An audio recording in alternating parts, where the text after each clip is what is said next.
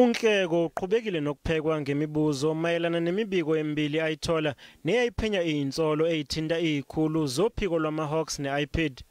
Ngesikhathi enguNgqongqoshe wasebenzisa umbiko wokuqala ukuze amise emsebenzini izikhulu ezimbalwa mayelana nodaba lokuthunyelwa kwabantu baseZimbabwe ezweni labo.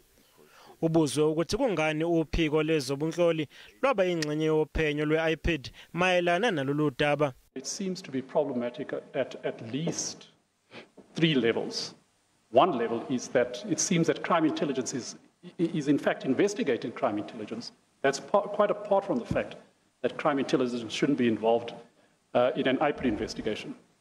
If you were to ask me, Mr. Halley, and I'm not suggesting that he should ask me that question. In fact, you are prohibited, Mr. Halley, to ask that question. But the point really being here, whether as a matter of principle, is it correct for an institution to investigate itself? Then I can tell you that it is not correct. And conceptually, that's a different matter altogether. uNhleko uphikile ukuthi wanikeza inkampani yabameli iWorksmans amandla okuphenya ubugebengu ngesikhathi ihlanganisa umbiko wayo. If you look into the documents that produce the report, and that is the docket, actually, there are statements and reports that implicate these individuals in wrongdoing, right?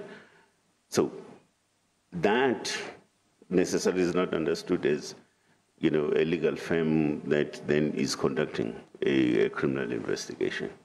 So that's a distinction there. Lwesithathu siyaqhubeka.